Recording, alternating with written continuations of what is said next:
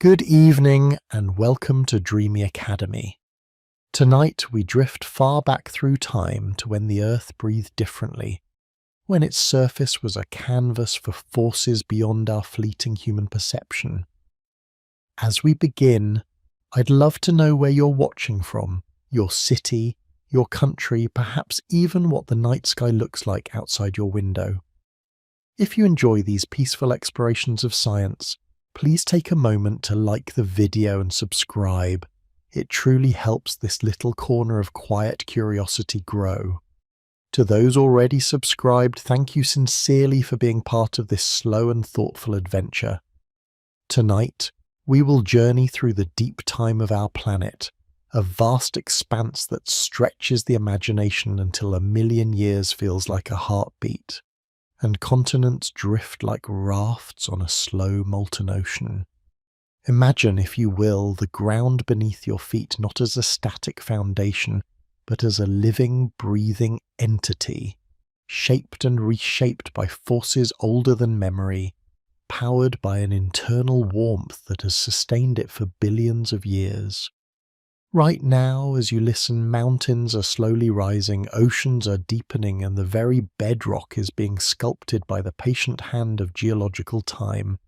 These are not merely abstract processes, they are the fundamental mechanisms that have allowed for the existence of every landscape you have ever seen, every breath you have ever taken, and indeed every atom in your own being that was once part of this dynamic ancient Earth. There is profound beauty in this slow unfolding, a quiet grandeur in the relentless, unhurried work of our planet. It is a story of immense patience, of forces so vast they seem indifferent, yet so intricate they have woven the very fabric of our world. To contemplate geology is to step outside the human scale, to feel the humbling weight of eons, and to find a peculiar comfort in the enduring rhythmic pulse of Earth's deep past. It is a narrative that rewards quiet contemplation, revealing not chaos, but an underlying elegant order, a cosmic dance performed across timescales that dwarf our fleeting lives. What is time truly when you try to hold it in your mind? For us, a year is a cycle of seasons, a decade a significant chapter, a century a historical epoch. But for the Earth, these measures are less than a blink. To truly understand our planet, we must learn to perceive time not as a hurried sprint, but as a vast, unhurried river, flowing through landscapes that themselves are born, rise, and erode back into dust over unimaginable stretches. We begin our quiet journey tonight by attempting to grasp this concept of deep time, for it is the essential lens through which all geological wonders are revealed. Without it, the grandeur of mountains, the patience of canyons, and the enduring story held within every grain of sand remain mere surface observations. Consider for a moment the ground beneath you. It might feel utterly solid, immutable, a constant in a world of change. But that solidity is an illusion born of our brief lifespans. If you could watch the Earth breathe across eons, the very continents would appear to drift like rafts on a slow, viscous ocean, colliding and separating in a dance that spans hundreds of millions of years. Mountains would rise and then melt away. River valleys would carve themselves into vast canyons, and coastlines would advance and retreat across distances that now separate nations. This deep time, this immense geological clock, is not merely a theoretical construct. It is the fundamental framework of Earth's autobiography, written in stone, in ice, and in the very chemistry of its oceans and atmosphere. How do we, as fleeting observers, even begin to read such an ancient story? How do we calibrate this immense clock? Early naturalists, long before the advent of modern technology, began by observing what was most evident: the layers. Imagine a stack of old books, one placed carefully upon another over many years. The book at the bottom was placed first, the one on top last. This simple principle, known as the law of superposition, became one of the first keys to unlocking Earth's past. In undisturbed layers of sedimentary rock, the oldest strata lie beneath the younger ones. Each layer, often distinct in its colour, texture, or the fossils it contains, is a page in a slow-moving diary, recording a particular moment in Earth's history. A layer of sandstone might speak of an ancient desert, while a shale layer above it could whisper of a deep, quiet sea. The sequence itself tells a story, a relative chronology, even if the precise dates remain elusive. Scientists read this distant world through the patient language of rock. They look for unconformities, places where layers are missing, perhaps eroded away by ancient rivers, or lifted by tectonic forces, representing vast gaps in the geological record, lost chapters in Earth's epic. They find cross-cutting relationships, where a younger fault or igneous intrusion slices through older rock layers, clearly indicating which event happened first. Each piece of evidence, patiently observed and meticulously recorded, helps to build a clearer picture of events, arranging them into a grand sequence. The Grand Canyon, for example, is a breathtaking library of these layers, each stratum a testament to millions of years of deposition and erosion, a visible record of ancient seas, swamps, and deserts, all stacked one upon the other, then slowly carved by the Colorado River into the majestic gorge we see today. But relative dating, while powerful for sequencing events, couldn't tell us how old the Earth truly was, or assign absolute dates to these ancient chapters. For that, we needed a different kind of clock, one that ticks with the unwavering precision of atomic decay. This is where the quiet miracle of radiometric dating enters our story. Deep within the heart of certain elements, a subtle, constant process unfolds. Radioactive decay. Unstable parent isotopes like uranium-238 or potassium-40 spontaneously transform into stable daughter isotopes, such as lead-206 or argon-40, at a fixed, predictable rate. This rate is known as the half-life, the time it takes for half of the parent atoms in a sample to decay into daughter atoms. Imagine a tiny, perfectly calibrated hourglass, but instead of sand, it contains atoms.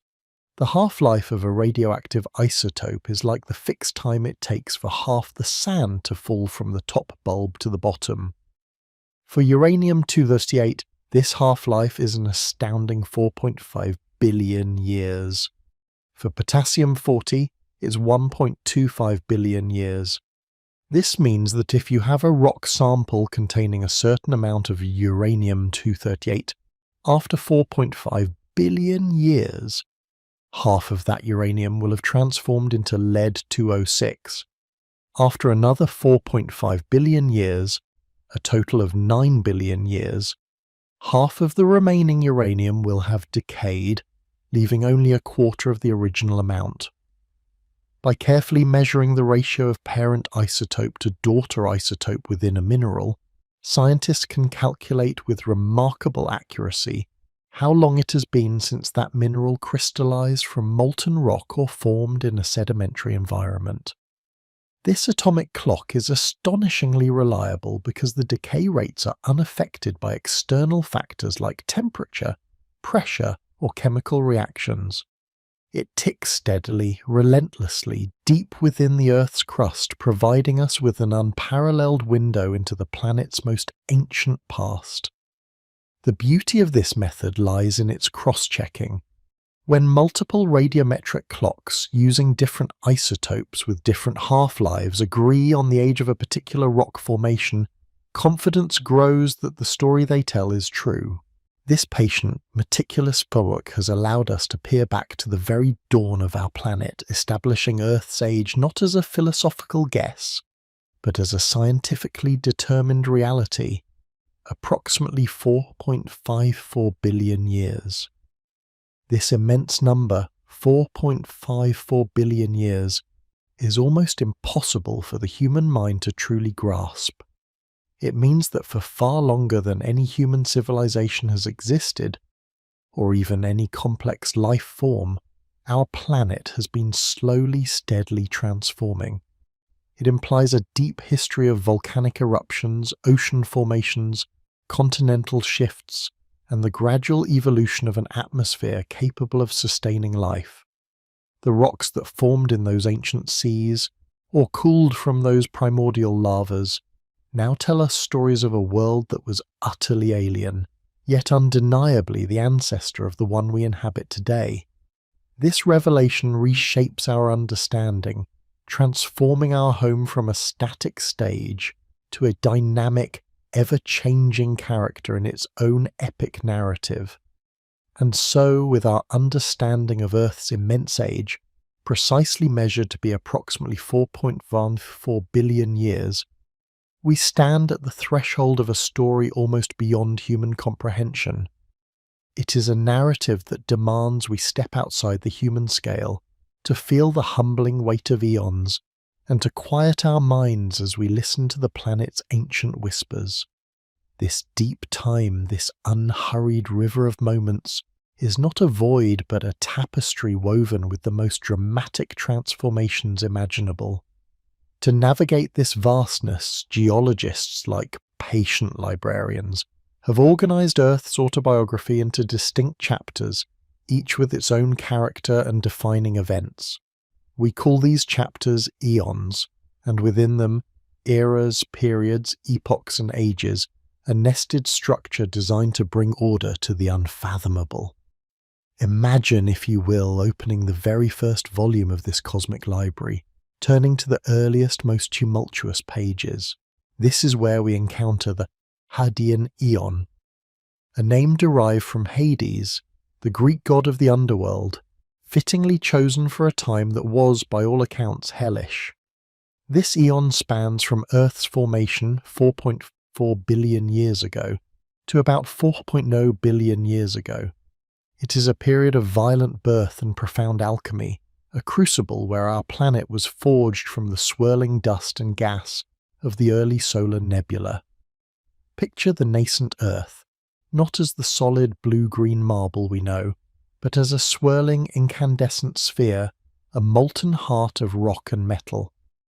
This was the sum-magma ocean phase, an era where the surface was a churning sea of liquid rock glowing with an internal fire. The very act of accretion, the gravitational pulling together of countless smaller bodies, generated immense heat, keeping our young planet in this fiery state. Iron and nickel, denser elements, began their slow, inexorable journey towards the centre, forming the core that still pulses at Earth's heart today, while lighter silicates floated closer to the surface. And then a cataclysm of unimaginable scale. Sometime during these earliest moments, perhaps 4.5 billion years ago, a planetary body roughly the size of Mars, which we now call Theia, collided with our proto-Earth. This was not a glancing blow, but a titanic impact, one that would have shattered both worlds, sending a vast plume of molten and vaporized rock into orbit. From this debris, coalescing under its own gravity, our moon was born. Consider the sheer power of such an event, the profound reshaping of an entire world in a single devastating moment, yet a moment that ultimately gifted us with the serene lunar companion that stabilizes our planet's tilt and governs our tides. The moon in its silent vigil is a constant, gentle reminder of Earth's violent genesis. Following this lunar birth, the Hadean remained a period of relentless bombardment. For hundreds of millions of years, the young Earth was a cosmic target range, pummeled by countless asteroids and comets, the leftover building blocks of the solar system. Each impact would have vaporized vast areas of the surface, sending shockwaves through the molten interior, releasing immense energy. Yet, Amidst this chaos, a subtle cooling began. The relentless rain of fire from the skies gradually lessened, and the incandescent glow of the magma ocean started to dim. As the surface radiated heat into space, a thin, fragile crust began to solidify, forming what we call proto-crust.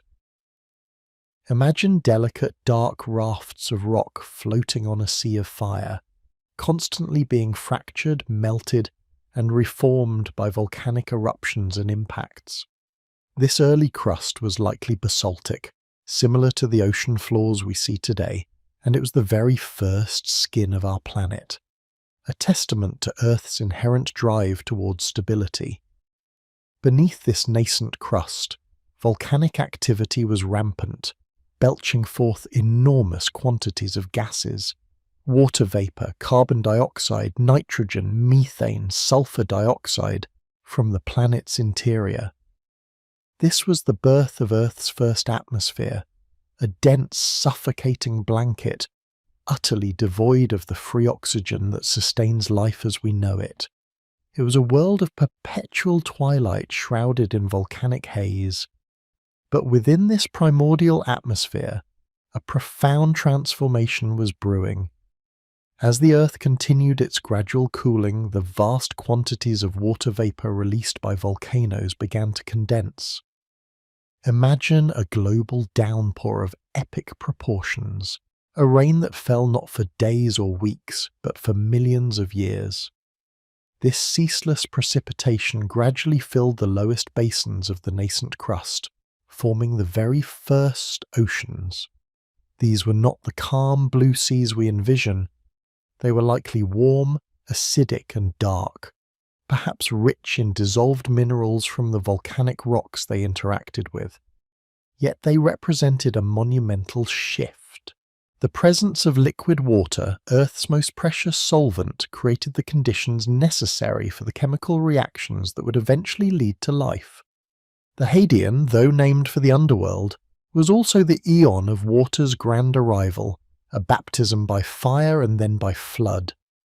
As the Hadean drew to a close around 4.0 billion years ago, Earth had undergone an astonishing metamorphosis. From a swirling cloud of dust, it had become a differentiated planet with a core mantle and a fragile crust. It had birthed its moon in a cosmic collision, weathered an epoch of relentless bombardment, formed a dense atmosphere, and, most crucially, accumulated vast oceans of liquid water. The surface was still raw, dominated by volcanic landscapes and newly formed ocean basins, but the planet was no longer a featureless inferno. It was a world poised for its next great act. This slow, deliberate shaping continues into the Archean Eon, which begins around 4.0 billion years ago and stretches to about 2.5 billion years ago. The name Archean means ancient or beginning, and it truly is the eon of beginnings. Here the Earth continued its cooling and the proto-crust began to stabilize and thicken. We see the emergence of the first continental nuclei, small stable land masses that were the precursors to our continents. These were not vast land masses, but rather volcanic island arcs and microcontinents, slowly growing through cycles of volcanism and plate tectonic activity, a process still not fully understood for this early Earth. The continents, those anchors of our present world, were beginning their slow, majestic dance across the planet's surface. And within those warm, ancient oceans, a miracle occurred. The conditions were finally right for the dawn of life. We believe the earliest life forms, simple prokaryotes, single-celled organisms without a nucleus, emerged during the Archean. These were microscopic pioneers thriving in the absence of oxygen, drawing energy from chemical reactions or sunlight through primitive photosynthesis. Imagine these tiny architects, silently working in the sunlit waters, beginning the slow, patient process of transforming Earth's atmosphere and oceans. They were the first notes in a symphony that would play for billions of years. a testament to life's profound resilience and its capacity to emerge from the most unlikely of circumstances. The Archean marks the moment when geology and biology began their intertwined dance, each shaping the other in a feedback loop that continues to this very day. So as we drift through these ancient eons, we are not merely observing dry scientific facts, we are witnessing the profound story of creation, a slow and thoughtful adventure through Earth's very self-making. It is a narrative that rewards quiet contemplation, inviting us to marvel at the unhurried work of planetary forces, the patient hand of geological time, and the breathtaking emergence of life from the primal soup. We are just beginning to turn these ancient pages, to feel the textures of a world utterly alien, yet fundamentally familiar, the same ground beneath our feet, a living, breathing entity that has always been, and will always be, in motion. As we gently drift from the Archean's nascent stirrings, where life first tentatively held its breath in the ancient seas, we find ourselves on the threshold of the Proterozoic Eon. This vast span of time, stretching from 2.5 billion years ago to a mere 5.1 million years ago, is often thought of as a bridge, a long, slow transition from the alien world of the early Earth to something recognizably closer to our own. It is a period of profound transformation, a time when the Earth began to breathe differently, when continents truly began to dance, and when life, in its quiet, persistent way, set the stage for its grandest acts. Imagine, if you will, the oceans of the early Proterozoic. They are still warm, still teeming with the simple single-celled prokaryotes that emerged in the Archean. But now, among them, a particular kind of organism is beginning to flourish, the cyanobacteria. These microscopic architects, often forming layered structures called stromatolites in shallow marine environments, possessed a revolutionary capability. They were masters of photosynthesis, harnessing the sun's energy to convert carbon dioxide and water into organic compounds, releasing a crucial byproduct, oxygen. For nearly 1 billion years, this oxygen, silently exhaled by countless microbial lives, rarely made it into the atmosphere. The young Earth had an enormous appetite for it. Dissolved iron in the ancient oceans, a legacy of volcanic activity, reacted eagerly with this nascent oxygen, precipitating out as iron oxides. Picture the deep sea floor, slowly, patiently accumulating these rust-coloured sediments, layer upon exquisite layer. These are the banded iron formations, BIFs.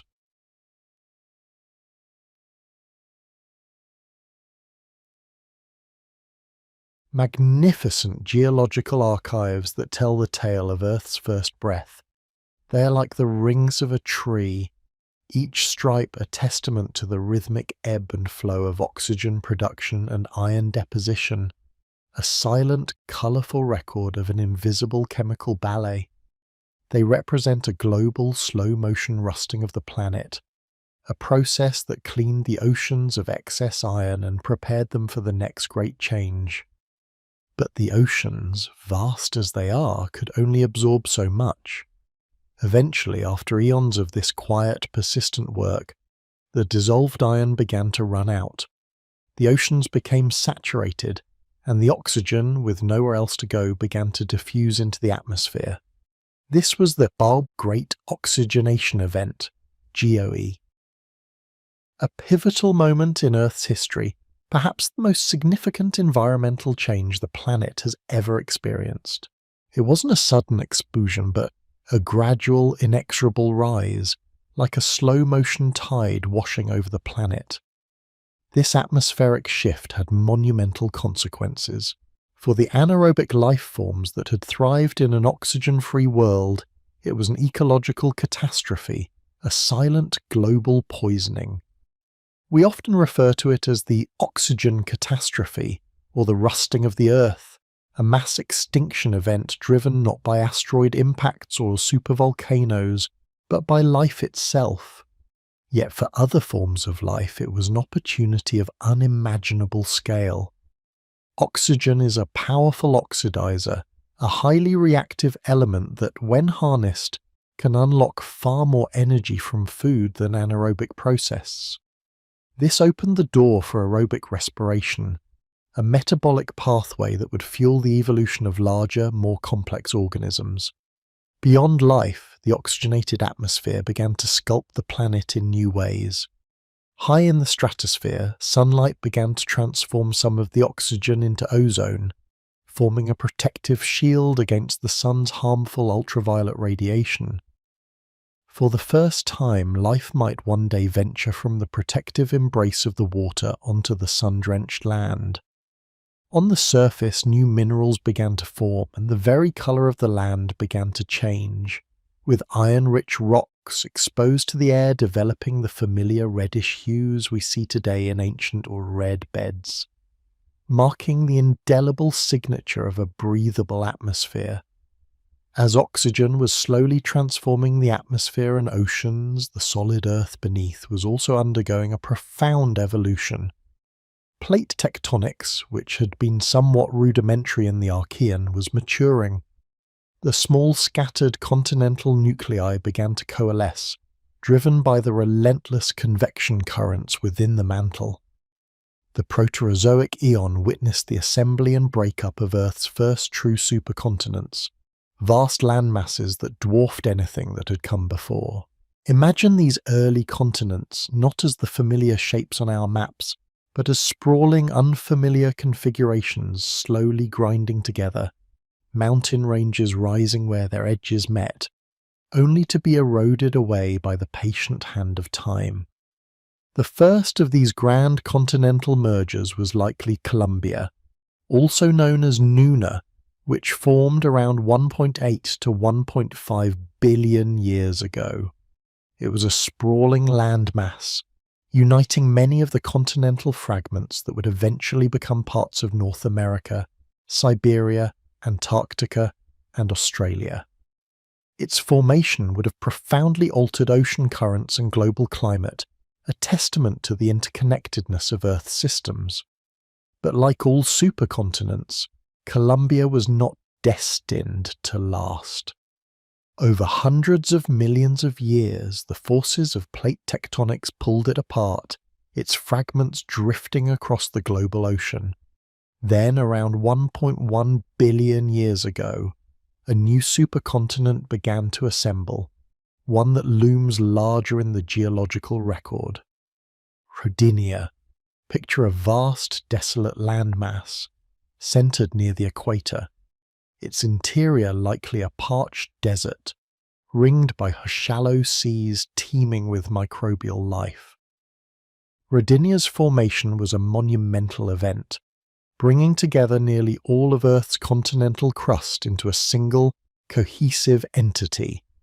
Its very existence would have dramatically influenced ocean circulation, potentially leading to more stagnant deep waters and further impacting the global carbon cycle. The sheer scale of Rodinia is difficult to grasp, a testament to the immense, unhurried work of the planet. But Rodinia too was transient.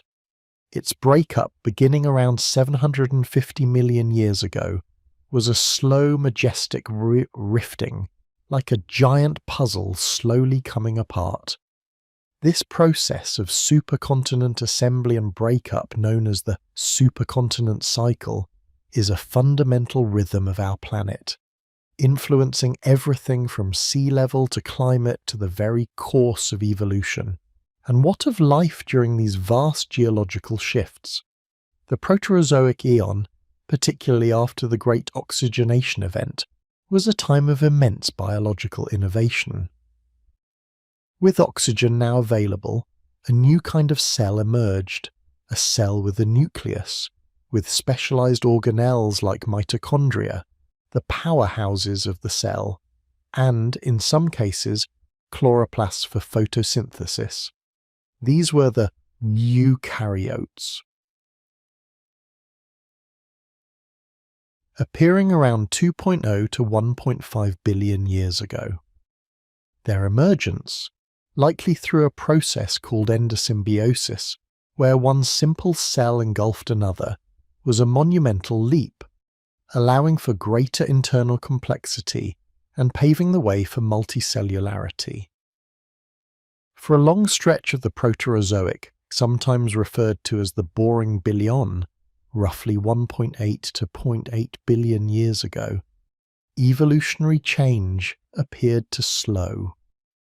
The Earth's climate was relatively stable, and oxygen levels, while present, weren't yet at modern levels. Yet beneath this apparent calm, life was quietly experimenting, building the foundational complexity necessary for the explosion that was to come. As the Proterozoic drew to a close, around 600 to 580 million years ago, we begin to see the first tantalizing hints of more multicellular life. These are the enigmatic ediacaran biota, soft-bodied organisms, many of them sessile, that inhabited the shallow seafloors. They are strange and beautiful, often described as quilted mats, fronds or discs, unlike anything alive today. Their forms reward quiet contemplation, inviting us to ponder the countless evolutionary paths that have been explored and sometimes abandoned by life on Earth. These creatures, delicate and mysterious, represent life's first tentative steps beyond single-celled existence, a truly monumental achievement. But before the ediacaran biota could fully flourish, and before the grand explosion of complex life that would follow, the Earth had one more dramatic act to perform. The final chapters of the Proterozoic, specifically the Neo-Proterozoic era, from about 1 billion to 541 million years ago, were marked by a series of extraordinary global glaciations, events so severe that they have been dubbed Snowball Earth. Imagine, if you can, a world almost entirely encased in ice. Not just mountain glaciers or polar ice caps, but vast sheets of ice extending from the poles all the way to the equator, perhaps miles thick. The oceans were largely frozen, reflecting most of the sun's energy back into space, perpetuating the cold in a terrifying positive feedback loop. Evidence for these events, the Sturtian and Marinoan glaciations around 717 to 635 million years ago, comes from glacial deposits found even in rocks that were at equatorial latitudes at the time, alongside telltale cap carbonates, thick layers of carbonate rock deposited directly on top of glacial tillites. These cap carbonates are thought to have formed rapidly as volcanic activity slowly built up atmospheric carbon dioxide during the Ice Age, eventually triggering a massive greenhouse effect that melted the ice sheets in a geological instant. The Snowball Earth hypothesis paints a picture of a planet pushed to its absolute limits, a world that endured periods of extreme environmental stress. What could have caused such a profound deep freeze? The breakup of Rodinia, with its associated increase in continental margins, may have led to enhanced silicate weathering, drawing down vast amounts of carbon dioxide from the atmosphere. This, combined with the positive feedback of ice reflectivity, could have tipped the Earth into a global deep freeze. Yet even in the face of such crushing adversity, life persevered, likely surviving in isolated refugia near volcanic vents or in thin patches of open water. And when the ice finally retreated, when the Earth thawed in a rush of super greenhouse warmth, the stage was set for an unprecedented burst of biological innovation. The extreme environmental pressures of Snowball Earth may have acted as a powerful evolutionary filter, driving the diversification and increasing complexity of life forms that survived. As the last remnants of the Marinoan ice sheets melted, leaving behind a dramatically altered world, the Ediacaran biota began to diversify, preparing the way. The long, slow, quiet work of the Proterozoic, the oxygenation of the atmosphere, the dance of supercontinents, the emergence of eukaryotes and multicellularity, and the crucible of global ice ages had laid the foundation. The Earth was ready for its next great chapter, a chapter where life, in its myriad forms, would truly begin to reshape the planet, leaving behind the soft imprints of the past for the hard shells and complex ecosystems of the future. We stand now at the very precipice of the Phanerozoic Aeon, ready to witness the spectacular unfolding of visible life. We left our journey at the precipice of a new dawn, as Earth slowly thawed from the icy grip of the snowball events, emerging transformed, ready for a spectacular resurgence of life. The Proterozoic Aeon, with its ancient cryptic organisms and vast silent spans of time, had set the stage. Now we step into the Phanerozoic Aeon, a name that whispers of visible life, a grand geological act spanning the last 1 million years right up to our present moment. Imagine, if you will, the planet after such a profound global glaciation. The oceans, once locked beneath miles of ice, now teem with meltwater, enriched by nutrients scoured from the continents. The atmosphere, slowly replenished with volcanic carbon dioxide, warms, creating new ecological niches, new opportunities. It is as if the Earth itself took a deep cleansing breath, preparing for an explosion of complexity unlike anything seen before. This is the era of abundant fossils, the time when life truly began to leave its indelible mark in the rock record, painting a detailed narrative for us to read. We are moving from the faint, almost imperceptible whispers of early life to a vibrant, roaring symphony. The Phanerozoic Aeon is subdivided into 3 grand eras: the Paleozoic, the Mesozoic, and the Cenozoic. Each is a chapter in Earth's biography, filled with unique characters, dramatic events, and profound transformations. We begin our exploration in the Paleozoic era, the era of ancient life stretching from 541 to 252 million years ago.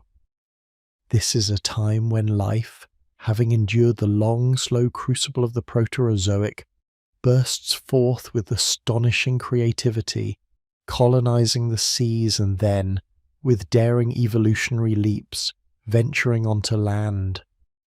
Our first stop within the Paleozoic is the Cambrian period, beginning precisely 541 million years ago. This is the stage for perhaps the most astonishing event in the history of life, the Cambrian explosion. Picture a world where, almost overnight in geological terms, perhaps over only 20 to 25 million years, a blink of an eye on our vast timeline, nearly all major animal phyla, the fundamental body plans that define animal life, appear in the fossil record. Before the Cambrian, life was largely soft-bodied, simple, and often sessile, like the enigmatic Ediacaran biota. But in the Cambrian, something profound shifts.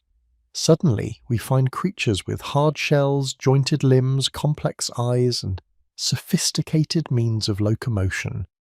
This is the dawn of predation, of intricate food webs, of an evolutionary arms race where organisms develop defenses and new ways to hunt. Consider the iconic trilobites, those segmented, armoured arthropods that scuttled across the Cambrian seafloor, their compound eyes scanning for danger or opportunity. They are perhaps the most famous residents of this ancient world, leaving behind a rich fossil legacy. But they were not alone. Imagine the strange spiky Volviwaxia, or the formidable predator, Anomalocaris, a true apex predator of its time reaching up to a metre in length, with great grasping appendages and a circular mouth lined with teeth. These creatures, so alien to our modern eyes, are testaments to the boundless inventiveness of early evolution. Why this sudden burst of innovation? Scientists propose several contributing factors. The increased oxygen levels in the atmosphere and oceans, a legacy of the Great Oxygenation Event, would have allowed for larger, more metabolically active organisms. The development of Hox genes, which control body plan development, may have provided the genetic toolkit for rapid diversification. And perhaps, the very act of predation spurred a defensive arms race driving the evolution of hard parts and complex behaviours. Whatever the precise combination of triggers, the Cambrian explosion irrevocably transformed the planet, laying the foundation for all complex life that followed. As we move forward in time, we enter the Ordovician period, from 485 to 43 million years ago. The seas continue to be the vibrant stage for life's unfolding drama. Marine biodiversity explodes further, with new forms of brachiopods, crinoids and corals forming extensive reefs. Graptolites, colonial marine animals drift through the water column, leaving their distinctive feather-like fossils. Crucially, the Ordovician sees the emergence of the first vertebrates, simple jawless fish like armoured ostracoderms, armoured against the predatory nautiloids, those magnificent squid-like creatures encased in spiral shells, which become the dominant predators of the Ordovician seas. On the fringes of the land, simple plants, perhaps akin to modern mosses and liverworts, begin to tentatively colonize damp coastal environments, a first hesitant step towards the greening of the continents. But even in this age of burgeoning life, Earth's cycles of change continue. The Ordovician period ends with a significant extinction event, one of the 5 major mass extinctions in Earth's history. A period of intense glaciation, possibly triggered by the movement of the supercontinent Gondwana over the South Pole, led to dramatic sea level fall and cooling decimating marine life. It is a stark reminder that even as life innovates, it remains vulnerable to the planet's grand geological rhythms. From this crucible of extinction, life recovers and diversifies once more in the Durian period, from 43 to 14 million years ago. The seas, once again warm and teeming, witness a crucial evolutionary leap, the appearance of jawed fish. This innovation allows for more efficient feeding, leading to a rapid diversification of fish species, including early sharks and bony fish. These new predators and prey reshape marine ecosystems. On land, the green invasion truly begins. Vascular plants, with their specialized tissues for water transport, evolve and start to spread beyond the damp margins. These early plants, like the rhineophytes, are still small and simple, but they are pioneers, beginning the slow work of transforming barren rock into soil, changing the very chemistry of the atmosphere, and paving the way for terrestrial ecosystems. Alongside them, the first land arthropods, such as millipedes and scorpions, make their appearance, tentatively exploring the newly greening landscapes. The sad Devonian period, from 419 to 39 million years ago, is often called the Age of Fish, and for good reason. Fish diversify into an astonishing array of forms: placoderms with their heavy armour, cartilaginous fish like early sharks, and the ancestors of modern bony fish. Most significantly, it is during the Devonian that lobe-finned fish, with their fleshy bone-supported fins, begin to evolve. These are the ancestors of all tetrapods, the 4-limbed vertebrates. Imagine a fish struggling in shallow, oxygen-poor waters, using its fins to walk short distances. This is the genesis of our own lineage, a humble beginning in ancient swamps. On land, the plant world experiences its own revolution. Vast forests of lycopods, ferns, and horsetails grow tall, creating the first true forests, casting deep shadows over the land. These dense plant communities begin to sequester massive amounts of carbon, influencing the global climate and leading to the formation of early nutrient-rich soils. The land is no longer merely a barren expanse, but a complex developing ecosystem. The Devonian too ends with an extinction event, less severe than the Ordovician, but still significant, perhaps caused by ocean anoxia or even a bolide impact. Next, we journey into the Carboniferous period, from 359 to 299 million years ago, a time so aimed for the immense coal deposits formed during this era. Picture vast, humid, swampy forests covering much of the continents. Giant lycopod trees, towering ferns, and horsetails thrive in these warm, wet conditions, growing rapidly and upon death, accumulating in oxygen-poor swamps to form thick layers of peat, which over geological time will be compressed into the coal we use today. The sheer volume of plant life in the Carboniferous leads to a dramatic increase in atmospheric oxygen levels, reaching perhaps 35% compared to today's 21%. This oxygen-rich atmosphere allows terrestrial arthropods to grow to immense sizes.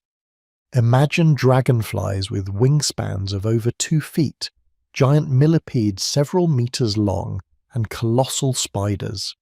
It is a world of colossal insects and amphibians, which diversify and dominate the terrestrial landscape.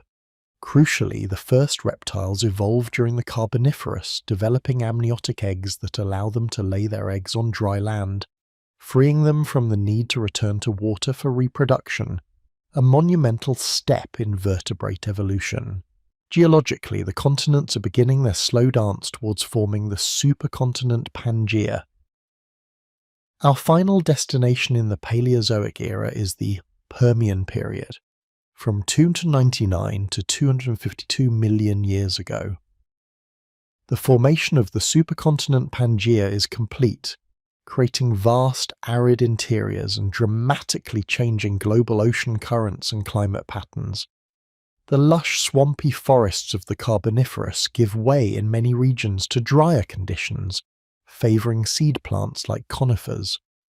Reptiles, with their greater adaptability to dry environments, truly come into their own, diversifying into a variety of forms, including the synapsids, often mistakenly called mammal-like reptiles, which include creatures like Dimetrodon with its distinctive sail. The Permian is a period of continued diversification and adaptation, but like all good stories, it builds to a climactic, and in this case devastating conclusion. The Paleozoic era ends with the most catastrophic event in the history of life on Earth, the End Permian Extinction Event, often referred to as the Great Dying. Imagine a world pushed to its absolute breaking point. This extinction event, occurring roughly 252 million years ago, wiped out an estimated 96% of all marine species and 70% of terrestrial vertebrate species. It was a planetary reset, far more severe than the extinction that would later claim the dinosaurs. What caused this unparalleled catastrophe? The primary suspect is a period of massive volcanism in what is now Siberia, known as the Siberian Traps.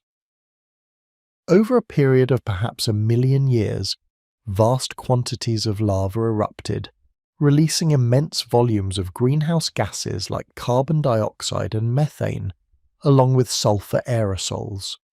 This led to rapid and extreme global warming, ocean acidification, and widespread ocean anoxia, a deadly lack of oxygen in the seas. The combined stresses were simply too much for most life forms to endure. Forests burned, oceans turned stagnant and toxic, and the very air became difficult to breathe for many organisms. The Great Dying serves as a profound, humbling reminder of Earth's immense power, a testament to the fact that even life, in all its resilience and diversity, is ultimately shaped and governed by the planet's deep geological forces. It is a moment of profound devastation, yet also a prelude to rebirth. For from the ashes of the Permian, new forms of life would eventually emerge, inheriting a vastly changed world, ready to embark on the next grand chapter of Earth's story.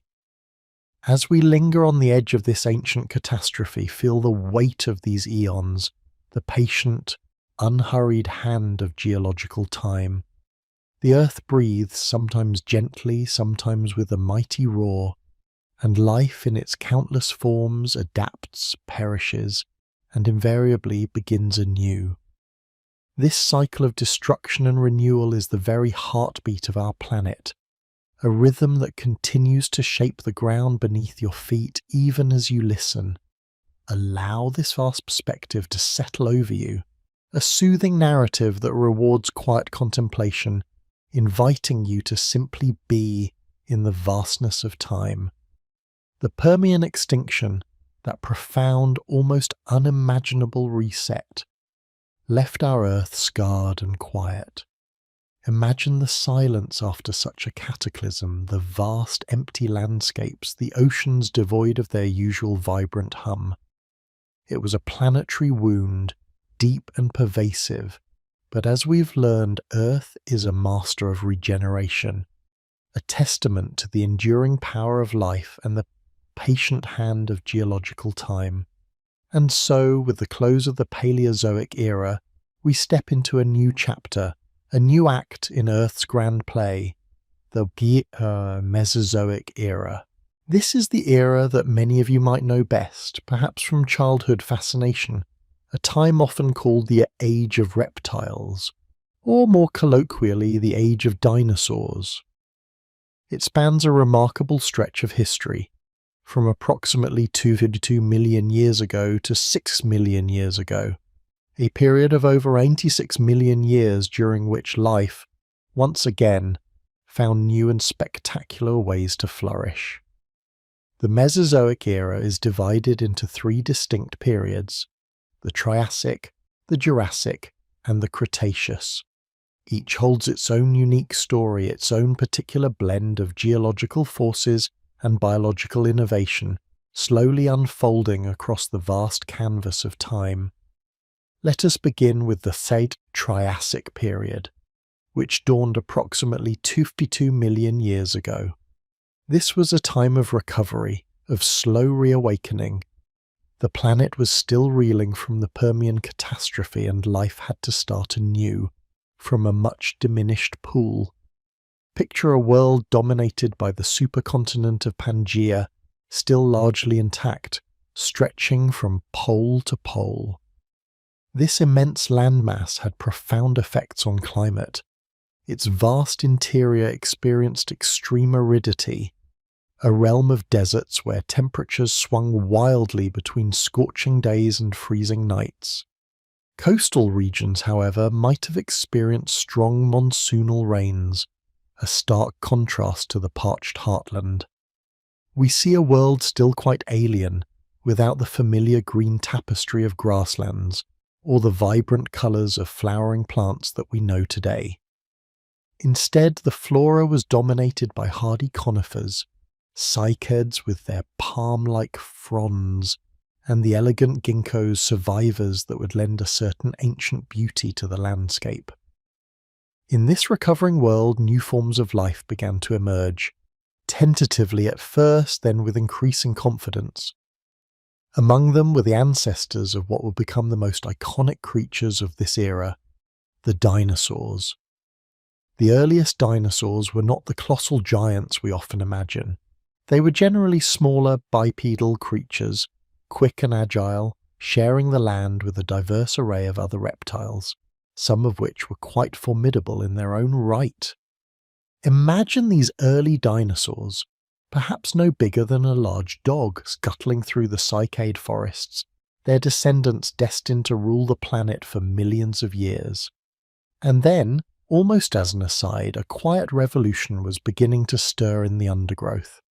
Alongside the burgeoning reptilian forms, the very first mammals made their appearance during the Triassic. They were tiny, shrew-like creatures, mostly nocturnal, scurrying in the shadows, their warm blood and fur a distinct advantage in a world of temperature extremes. They were humble beginnings indeed, but these small unassuming beings carried within them the genetic blueprint for a future that would eventually see them inherit the Earth. The oceans too were recovering. New lineages of marine reptiles diversified, adapting to the vast aquatic realms left vacant by the Permian extinction. Ichthyosaurs, sleek and dolphin-like, sliced through the water with remarkable speed, while the long-necked plesiosaurs paddled gracefully, hunting fish and cephalopods. The ammonites, those beautifully coiled, shelled creatures, made a spectacular comeback, evolving into a dizzying array of forms, their fossilized remains becoming exquisite markers of time in the Triassic seas. Yet even this period of recovery was not without its challenges. The Triassic period ended around 201 million years ago, with another significant extinction event, though not on the scale of the Permian. This end-Triassic extinction is still a subject of active research, but evidence points to massive volcanic activity associated with the initial rifting of Pangaea, particularly the Central Atlantic magmatic province. These eruptions would have unleashed vast quantities of greenhouse gases, triggering rapid climate change, ocean acidification and anoxia, once again reshaping the trajectory of life. It was a purge, a thinning of the ranks, clearing the stage for the next great act. And that act, my friends, was the Jurassic period, stretching from 201 to 1.5 million years ago. This is the heart of the age of dinosaurs, the time when these magnificent creatures truly came into their own.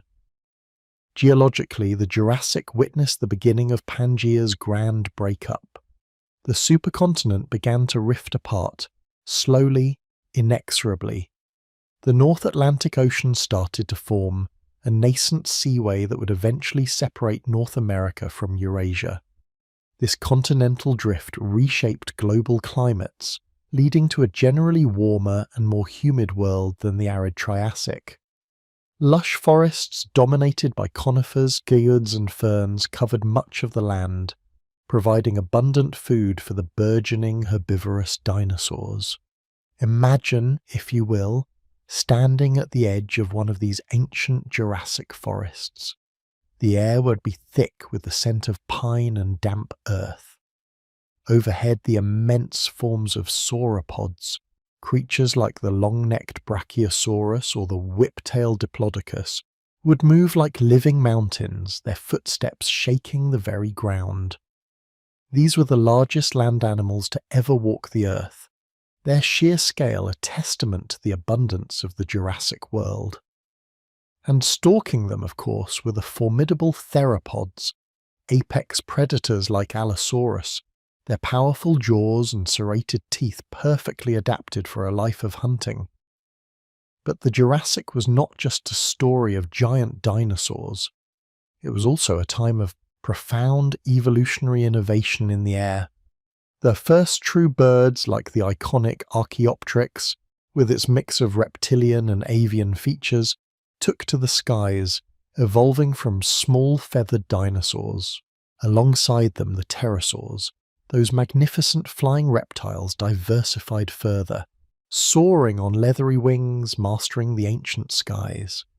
The oceans too remained vibrant, with ichthyosaurs and plesiosaurs reaching their peak diversity, sharing the waters with giant marine crocodiles and a host of fish and invertebrates.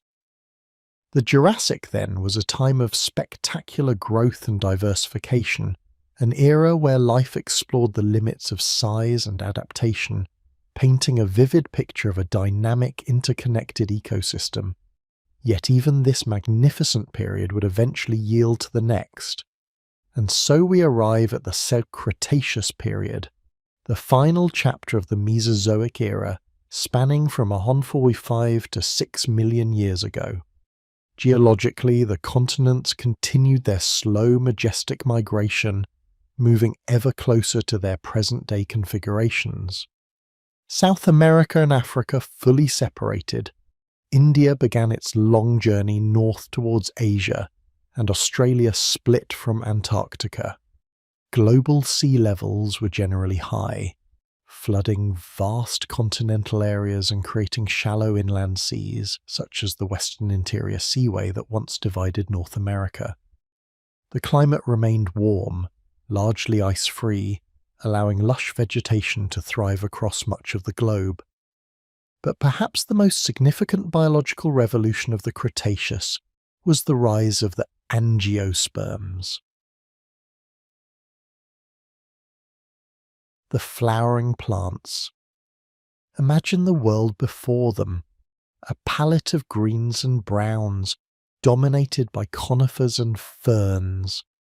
Then slowly at first, but with astonishing speed, flowers began to appear. These were not just beautiful additions to the landscape. They represented a revolutionary new way for plants to reproduce, employing insects and other animals as vectors for pollination. This co-evolutionary dance between flowering plants and insects led to an explosion of biodiversity, transforming terrestrial ecosystems forever. Suddenly, the world became a much more colourful and fragrant place, the familiar sights of blossoms and fruits beginning to define the landscape.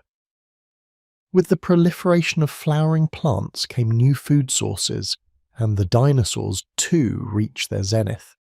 This was the age of the mighty Tyrannosaurus rex, the armoured Ankylosaurus, the horned Triceratops, and the vast herds of duck-billed hadrosaurs. They were masters of their domain, filling every ecological niche, from towering herbivores to swift predators, their forms more diverse and specialised than ever before. Mammals, though still relatively small and generally in the shadows of their reptilian overlords, continued their quiet evolution, diversifying into various forms, laying the groundwork for their eventual ascendance. The Cretaceous was a time of unparalleled biological splendour, a world teeming with life, a magnificent tapestry woven over tens of millions of years. It seemed as though this grand reptilian empire, these colossal and diverse creatures, would endure forever. But as we have seen time and again in Earth's deep history, even the most dominant forms of life are ultimately subject to the planet's rhythms, its unpredictable shifts, and its occasional devastating resets.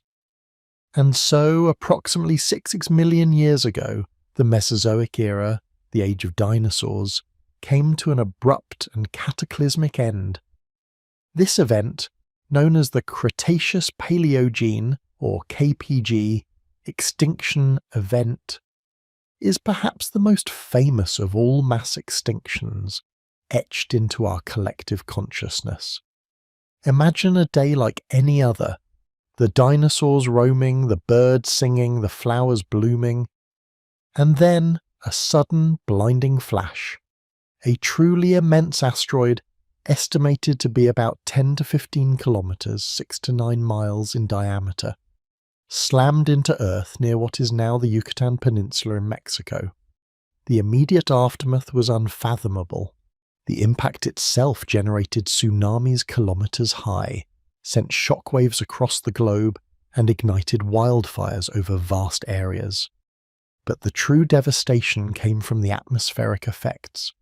Billions of tons of dust and debris, vaporized rock and soot were ejected into the atmosphere, circling the globe, blocking out the sun for months, perhaps even years. This impact winter plunged the planet into darkness and cold, halting photosynthesis, collapsing food chains from the bottom up. Acid rain caused by sulfur released from the impact site further acidified oceans and terrestrial environments. While the asteroid impact is widely accepted as the primary trigger, some scientists also point to massive volcanic activity from the Deccan Traps in what is now India, which began erupting well before the impact and continued for millions of years. These eruptions would have released vast quantities of greenhouse gases and other atmospheric pollutants, already stressing ecosystems and making them more vulnerable to the final catastrophic blow from space. The KPG extinction was swift and brutal. It wiped out approximately 75% of all species on Earth. The non-avian dinosaurs, those magnificent rulers of the Mesozoic, vanished completely. Pterosaurs, the giant marine reptiles, ichthyosaurs, plesiosaurs, mosasaurs, and countless marine invertebrates like the ammonites all disappeared. It was a global tragedy on an epic scale, a moment of profound geological and biological punctuation. Yet even in this devastation, there was a glimmer of new beginnings. Certain groups survived. Birds, the direct descendants of avian dinosaurs, small mammals, crocodiles, turtles, lizards, and some amphibians and insects. These survivors, tested and resilient, found themselves in a dramatically altered world, a world now devoid of its former giants. The niches left vacant were immense, almost limitless. The stage was cleared once again for a new act, a new era, where the quiet, small creatures of the undergrowth would finally have their chance to step into the sunlight and claim their inheritance. As we conclude our journey through the Mesozoic, I invite you to reflect on the cyclical nature of Earth's history.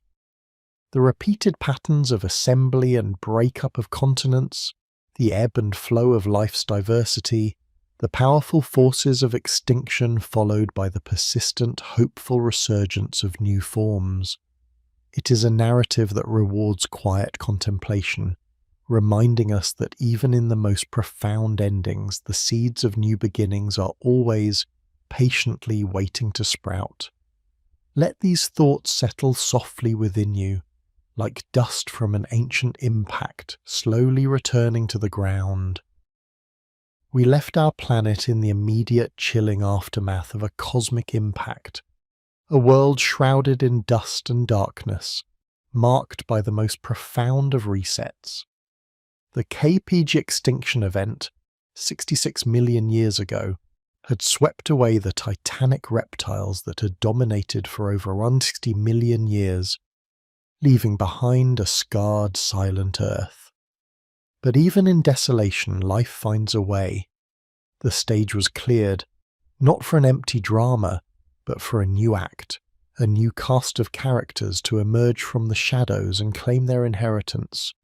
This, my friends, is where we enter the Cenozoic era, the age of mammals, a vast span of time that stretches from that cataclysmic moment all the way to our present day. Imagine, if you will, the quiet dawn after a long, terrible night. The air slowly clears, the sun's warmth tentatively returns, and these survivors begin to stir. For the mammals, who had lived for eons in the ecological margins, small, often nocturnal, largely overlooked by their reptilian overlords, this was their moment. With the giants gone, a breathtaking array of ecological niches lay open, a vast, unwritten landscape of opportunity. The Cenozoic is typically divided into three periods: the Paleogene, the Neogene, and the Quaternary. Let us begin our gentle journey through these epochs, watching life diversify and continents drift towards their familiar modern forms. The Paleogene period, spanning from 66 to 23 million years ago, opens with the Paleocene epoch, a time of recovery and tentative beginnings. The Earth, still reeling, began to heal. Forests started to regrow, and the oceans, though still acidic and recovering, slowly repopulated. It was during this time that the ancestors of modern mammals, no longer constrained by the presence of massive dinosaurs, underwent an extraordinary adaptive radiation. From tiny, shrew-like creatures, they began to rapidly evolve, exploring new body forms, new diets, and new habitats. We see the very first primates, the earliest ancestors of horses, rhinoceroses, and even whales, beginning their evolutionary journeys. It's a testament to life's inherent resilience, its relentless drive to fill every available space, to innovate and adapt. As we move into the Eocene epoch, roughly 56 to 34 million years ago, the Earth experienced a period of significant global warming, known as the Paleocene-Eocene Thermal Maximum, or PETM. This was a brief, intense spike in global temperatures, likely caused by a massive release of greenhouse gases, perhaps from vast stores of methane hydrates on the ocean floor. During this warm interval, tropical forests extended much further north and south than they do today, even reaching into polar regions. Imagine lush palm-lined shores in what is now Antarctica, a world of verdant green. This warmth fueled further mammalian diversification, with many groups reaching their peak size and diversity. Early bats took to the skies, whales fully adapted to marine existence, and the ancestors of modern carnivores and ungulates continued to evolve. But the Earth, in its grand cyclical rhythm, eventually began to cool. The Oligocene epoch, from 34 to 23 million years ago, marked a significant global climatic shift towards cooler, drier conditions. This cooling was driven in part by the continued dance of the continents. Antarctica, having fully separated from Australia, became isolated by the powerful circumantarctic current, which effectively cut it off from warmer ocean waters. With this isolation, vast ice sheets began to form on the southern continent, initiating a long-term trend of global cooling that would profoundly shape the Cenozoic world. This cooling led to the widespread retreat of tropical forests and the expansion of open woodlands and grasslands, setting the stage for the evolution of new forms of life adapted to these changing environments. And so we gently transition into the Neogene period, which spans from 23 to 2.6 million years ago, encompassing the Miocene and Pliocene epochs. This period is characterized by further cooling and drying, and the continued evolution of mammals and flowering plants towards their modern forms. The Miocene epoch, from 23 to 5.3 million years ago, was a time of dynamic geological activity and remarkable biological change. As global temperatures continued their slow, patient descent, grasslands expanded dramatically across the continents. This shift in vegetation had a profound impact on animal life. We see the rapid evolution of grazing animals, like horses and antelopes, developing high-crowned teeth perfectly suited for grinding tough grasses. Their predators too evolved in kind, leading to increasingly sophisticated hunting strategies.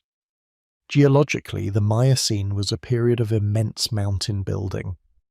The Indian subcontinent continued its relentless collision with Asia, pushing up the majestic Himalayas to ever greater heights. The Alps, the Rockies, and the Andes were also uplifted during this time, creating dramatic new landscapes and influencing global weather patterns. This period also saw the emergence of the first hominids in Africa, our very distant ancestors, beginning their slow, deliberate walk towards humanity. As we ease into the Pliocene epoch from 5.3 to 2.6 million years ago, the cooling trend intensified. The polar ice caps grew and sea levels fluctuated. One of the most significant geological events of the Pliocene was the formation of the Isthmus of Panama connecting North and South America. This land bridge allowed for the Great American Interchange, a fascinating biological experiment where species migrated between the two continents, leading to both new evolutionary pathways and, unfortunately, extinctions as new predators and competitors were introduced. The closure of this seaway also profoundly altered ocean currents, further impacting global climate by changing the distribution of heat in the oceans. It contributed to the intensification of Northern Hemisphere glaciation, setting the stage for the dramatic ice ages to come. And now we arrive at the Quaternary period, the most recent and for us the most familiar chapter in Earth's story, stretching from 2.6 million years ago to the present day. This period is defined by two epochs, the Pleistocene and the Holocene. The Pleistocene epoch, from 2.6 million years ago to a mere 11,700 years ago, is often called the Ice Age. It was a time of dramatic and cyclical climate change, characterized by repeated advances and retreats of vast continental glaciers. Imagine immense sheets of ice miles thick grinding their way across North America, Europe and Asia, carving out valleys, shaping fjords and leaving behind a legacy of glacial lakes. These were not singular events, but a rhythmic dance of cold glacial periods, lasting tens of thousands of years, interspersed with warmer interglacial periods like the one we are in now. During the glacial maximums, sea levels dropped dramatically as vast quantities of water were locked up in ice sheets, exposing land bridges that allowed for the migration of animals and, crucially, early humans across continents. The landscapes were home to a magnificent array of megafauna: woolly mammoths and rhinos, saber-toothed cats, giant ground sloths, and immense short-faced bears, all adapted to the harsh, cold environments. It's a world of breathtaking scale and formidable beauty, and it was within this dynamic, challenging world that our own species, Homo sapiens, truly came into its own.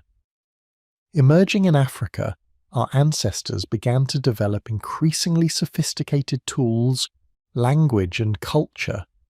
We spread across the globe, adapting to diverse environments, often coexisting with other hominin species like the Neanderthals, before eventually becoming the sole surviving species of our genus. The end of the Pleistocene around 11,700 years ago was marked by the last major glacial retreat and a wave of extinctions that saw the demise of much of the iconic megafauna, a process still debated by scientists, likely a complex interplay of rapid climate change and the growing impact of human hunting. This brings us to the Holocene epoch, our current geological epoch, which began approximately 11,700 years ago. This is the interglacial period we inhabit, a time of relatively stable and warm climate that allowed for the flourishing of human civilization. It was in the Holocene that agriculture was developed, leading to sedentary lifestyles, the rise of villages, then towns, and eventually the sprawling cities and global societies we know today. In the grand narrative of Earth's history, the Holocene is but a blink of an eye, a mere fraction of a breath. Yet within this infinitesimally short span, Homo sapiens has risen to become a planetary force, a geological agent unlike any that has come before. And this leads us to a profound and increasingly pressing discussion, the concept of the Anthropocene. Many scientists now propose that we have entered a new, unofficial geological epoch, one defined not by natural shifts in climate or the slow grind of plate tectonics, but by the overwhelming, undeniable impact of human activity on the planet. From the widespread transformation of land for agriculture and urban development, to the unprecedented rates of species extinction, to the massive alteration of biogeochemical cycles through the burning of fossil fuels and the release of greenhouse gases, our species has left an indelible mark on Earth's systems. Consider the evidence. The layers of plastic accumulating in our oceans, the widespread presence of concrete and other manufactured materials in the geological record, the distinct spikes in carbon dioxide and methane concentrations in the atmosphere, the pervasive presence of radionuclides from nuclear tests. These are not subtle changes. They are global, pervasive, and occurring at a speed unmatched by most natural geological processes. The Anthropocene, whether formally recognized or not, invites us to step back and contemplate our place within this vast, unhurried narrative of deep time. For billions of years, Earth has sculpted itself, breathing, shifting, evolving, often oblivious to the life it carried. Now, for the first time, a single species has the capacity to fundamentally alter the planet's trajectory. This realization can be humbling, even daunting.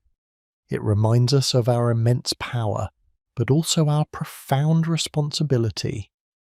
As we conclude this chapter, let us hold on to the image of Earth as a dynamic, living entity, a patient storyteller whose narrative unfolds over eons.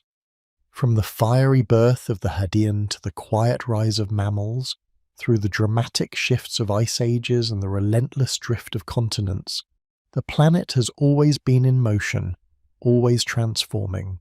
Our own story, though brief in geological terms, is now deeply intertwined with this ancient, magnificent saga. We are part of Earth's ongoing evolution, a chapter still being written, with every choice we make shaping the pages to come. Let this understanding settle over you, a gentle weight of perspective. Feel the steady rhythm of deep time, the slow, deliberate pulse of the planet beneath your feet. Allow it to soothe your mind, to quiet the hurried pace of everyday life, and to invite a peaceful contemplation of our shared journey through the vastness of geological time. And so we arrive, gently at the very edge of this immense geological scroll, standing on the threshold of a time unlike any other.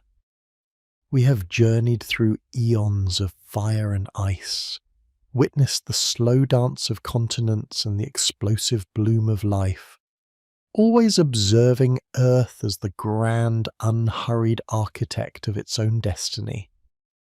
But now, as we contemplate the most recent chapter, the Holocene, which began just 11,700 years ago with the retreat of the last great glaciers, we find a new, unprecedented force at play.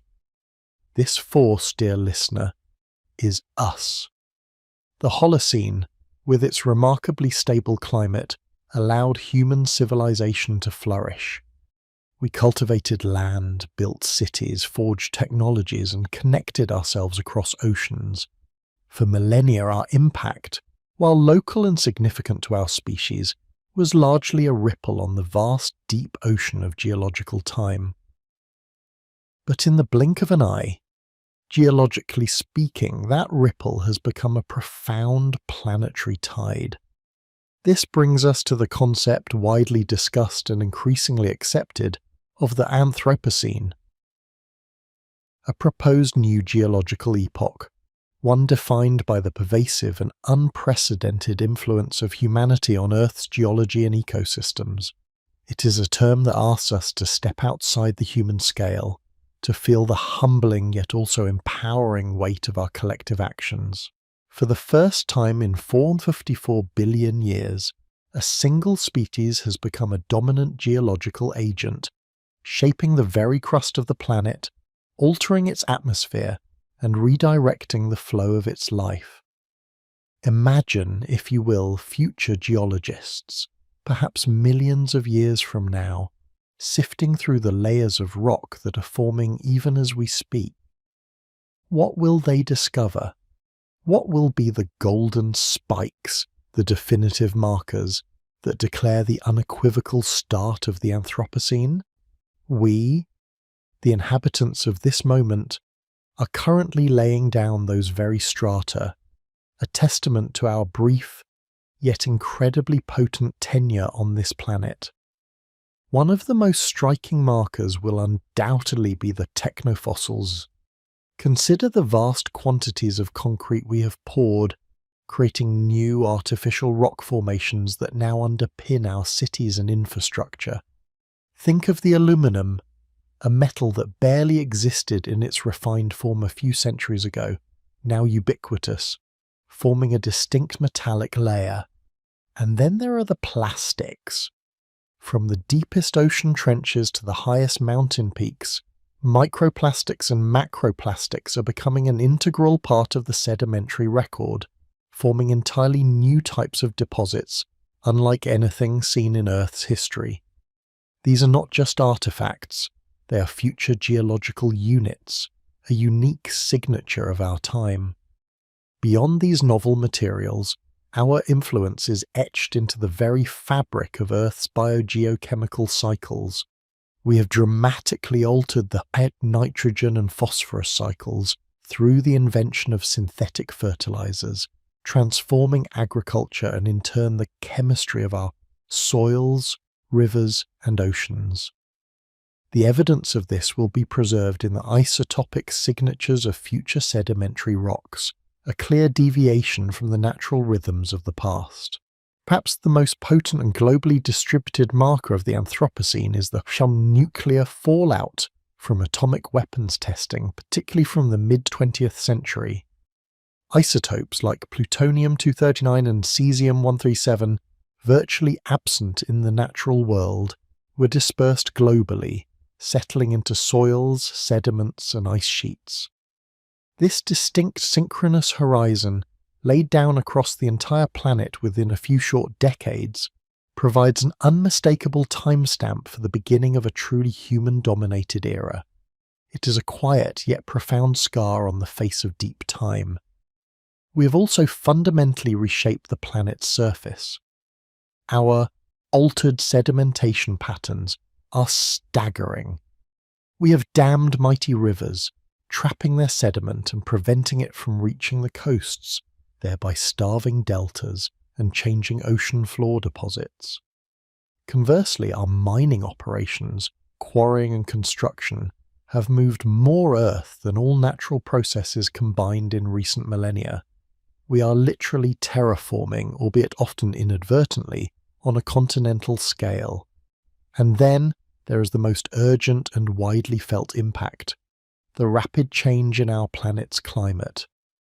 The dramatic increase in greenhouse gases, carbon dioxide, methane, nitrous oxide, released from the burning of fossil fuels, industrial processes, and land use changes, is warming our atmosphere and oceans at an unprecedented rate. This is not just a passing fluctuation, it is a fundamental alteration of the planet's energy balance, driving changes in sea level, ocean acidification, and extreme weather events. The isotopic composition of atmospheric carbon, locked away in ice cores and ocean sediments, will speak volumes about this human-driven shift for eons to come. Perhaps the most poignant and irreversible mark of the Anthropocene is the accelerating sub-biodiversity loss. We are living through what many scientists refer to as the sixth mass extinction event. Species are disappearing at rates far exceeding the natural background rate, driven by habitat destruction, pollution, climate change, and overexploitation. The fossil record of the future will bear witness to this dramatic pruning of the tree of life, a stark contrast to the rich diversity that preceded it. The relative absence of certain groups of organisms or the sudden dominance of others will tell a silent, somber story of our time. This epoch, then, is a profound mirror held up to us. It forces us to confront the reality that our actions, individually and collectively, have geological consequences.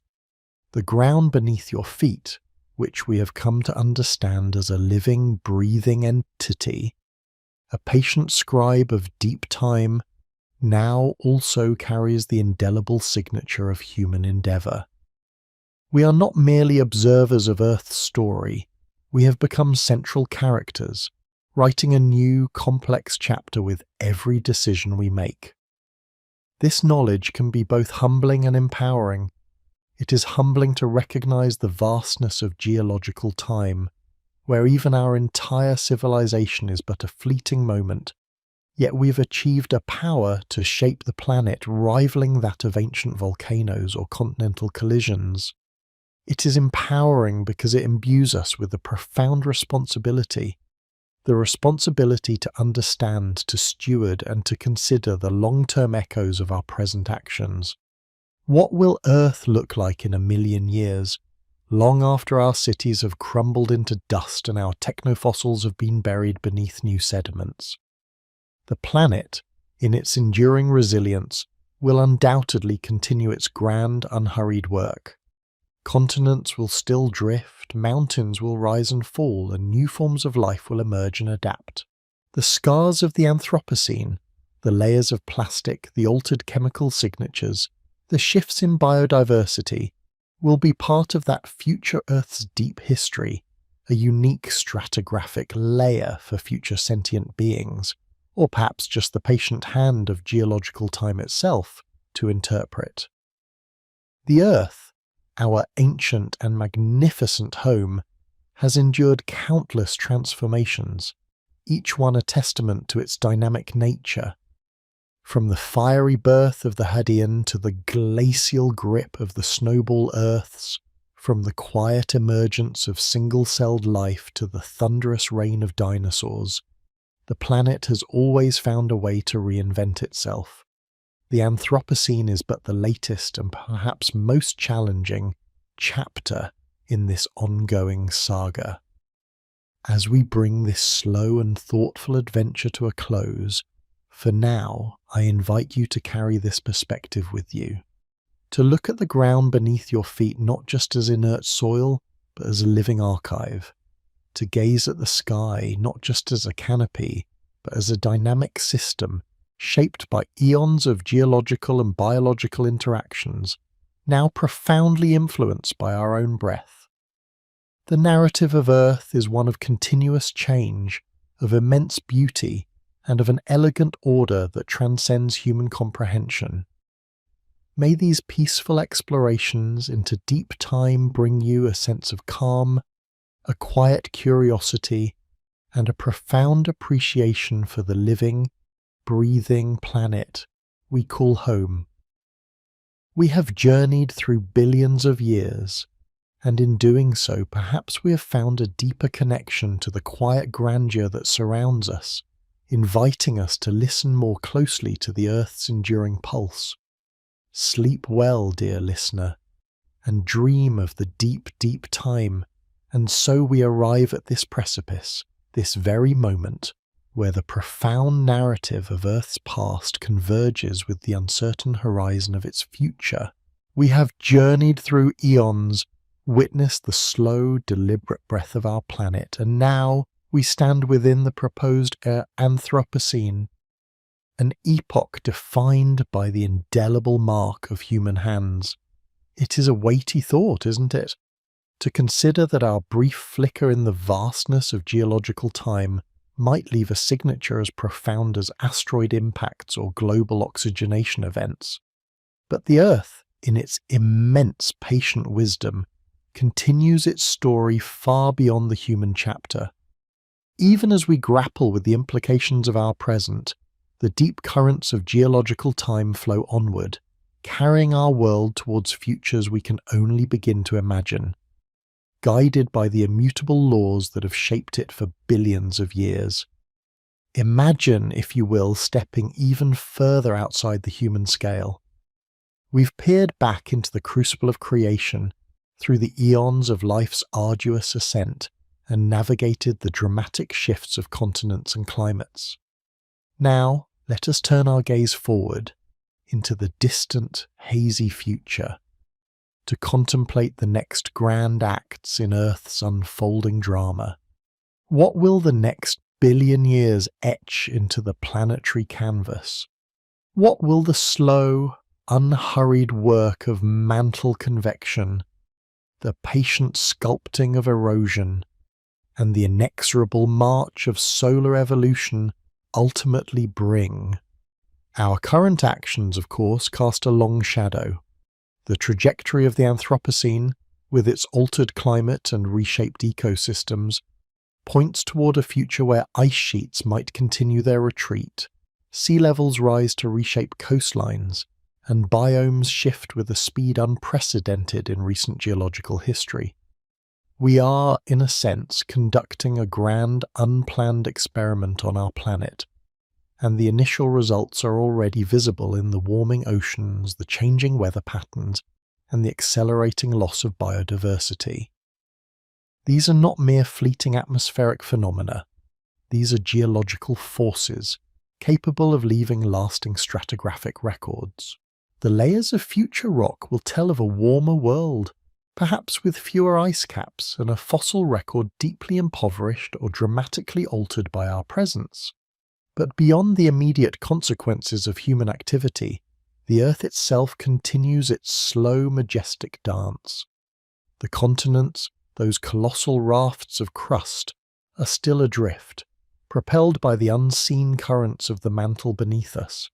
The same forces that assembled Rodinia and Pangaea, that tore them apart, are still at work, relentlessly pulling and pushing, subducting and uplifting.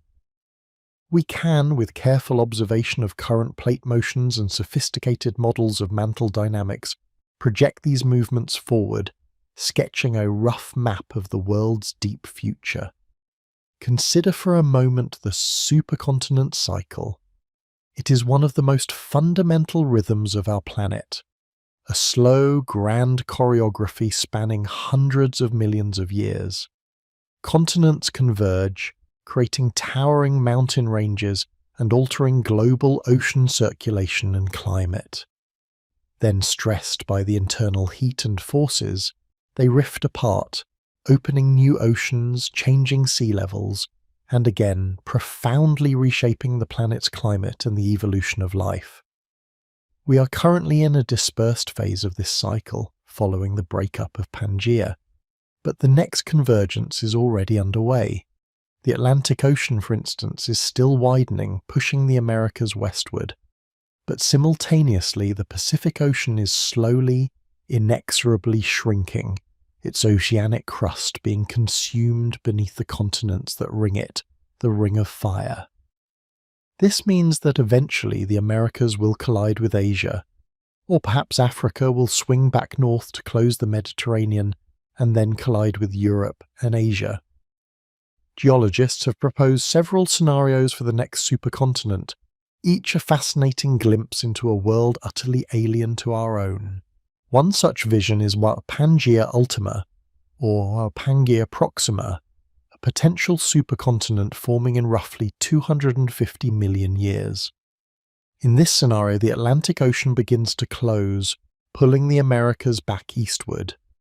Africa collides with Europe, sealing the Mediterranean and creating a new mountain range rivaling the Himalayas. Australia, currently drifting north, would likely collide with Asia, and then, in the grand finale, the Americas would meet this Afro-Eurasian landmass. Imagine a world where the continents are once again stitched together into a single vast landmass. What would such a world be like? The interior of this colossal continent would likely be a vast arid desert, far from the moisture-laden winds of the coast, perhaps even larger and more extreme than the deserts we know today. The oceans would be drastically reconfigured, with a single immense global ocean encompassing the rest of the planet. Ocean currents would be entirely different, profoundly impacting global climate and marine ecosystems.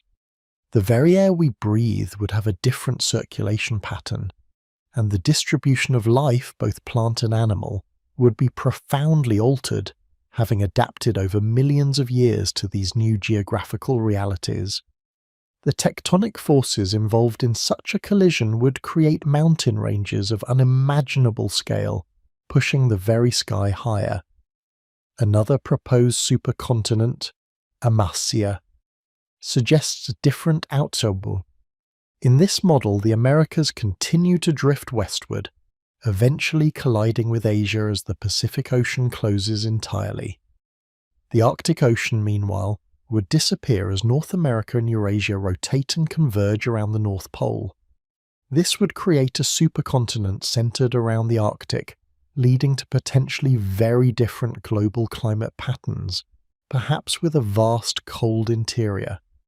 Regardless of the specific configuration, the message is clear. The Earth's surface is a dynamic, ever-changing puzzle. These future supercontinents are not static predictions, but rather dynamic possibilities, shaped by the ongoing, patient hand of plate tectonics.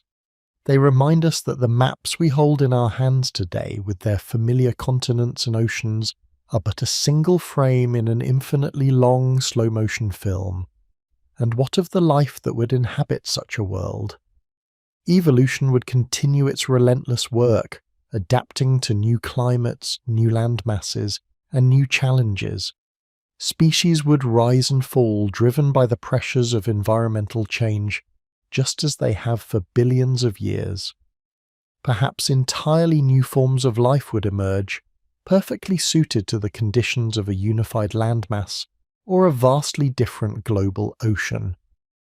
The fossil record of such a future would be a testament to the incredible adaptability and resilience of life itself. But even the supercontinent cycle, grand as it is not the ultimate clock for our planet. There is a cosmic rhythm that transcends even these vast geological timescales, a rhythm dictated by the life cycle of our own star, the Sun. Our Sun, that benevolent giver of light and warmth, is a main sequence star, steadily fusing hydrogen into helium in its core. It has been doing so for approximately 4.6 billion years, and it has about 5 billion more years of stable life ahead of it. But even stars have a finite lifespan. In about 1 billion years, as the Sun exhausts the hydrogen fuel in its core, it will begin to swell, transforming into a red giant. Its outer layers will expand dramatically, cooling as they do so, and its luminosity will increase immensely.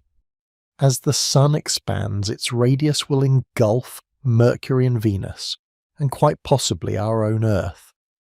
Even if Earth is not directly engulfed, the intense heat and radiation from the expanding Sun will certainly sterilize our planet, boiling away its oceans and stripping away its atmosphere. Life, as we know it, will be utterly impossible. Following this red giant phase, the Sun will shed its outer layers, forming a beautiful, ethereal planetary nebula, leaving behind a small, incredibly dense remnant known as a white dwarf. This white dwarf will slowly cool and fade over trillions of years, eventually becoming a cold, dark, black dwarf, silent cinder in the cosmic night. This is the ultimate, inescapable fate of our planet, tied to the very star that gave it life. It is a future so distant, so profound, that it makes even the vastness of geological deep time feel immediate.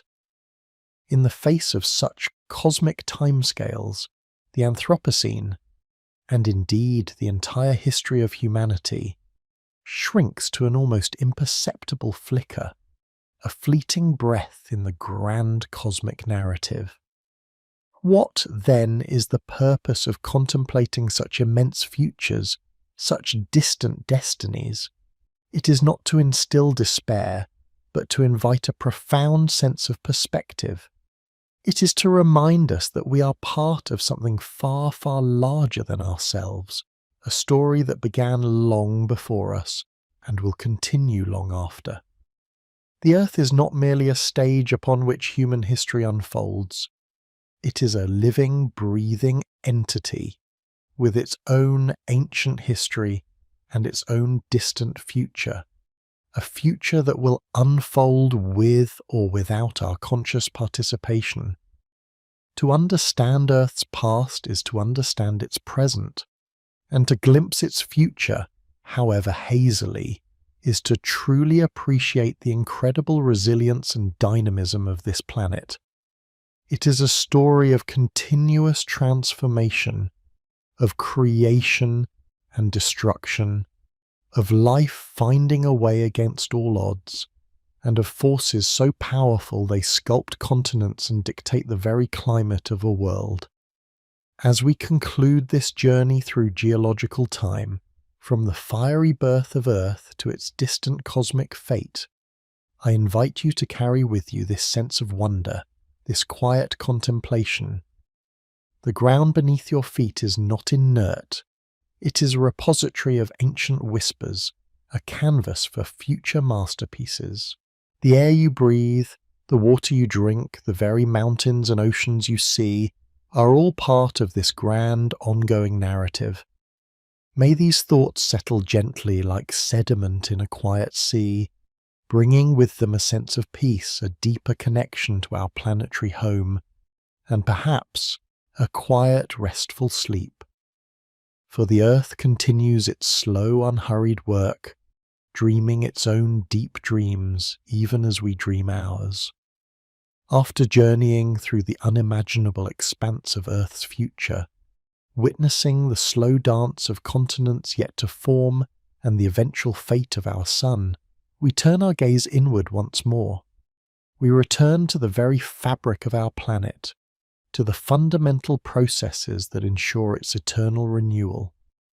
For even as the cosmic clock ticks towards its distant conclusion here on Earth, the work of creation and transformation never ceases.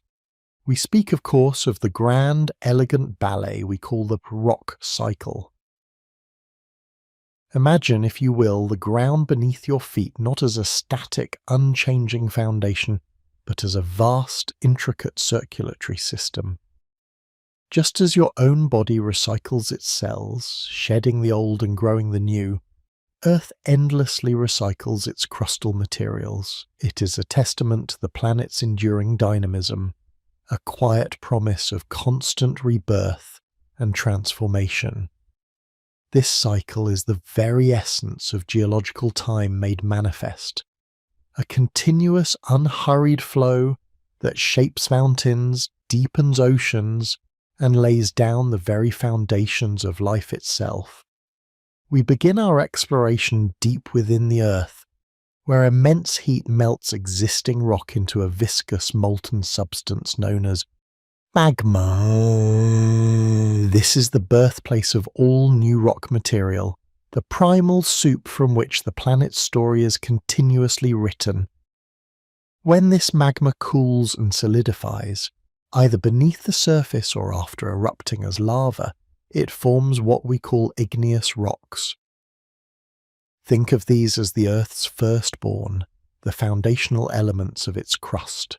When magma cools slowly deep beneath the surface, it forms intrusive igneous rocks, often characterized by large visible mineral crystals.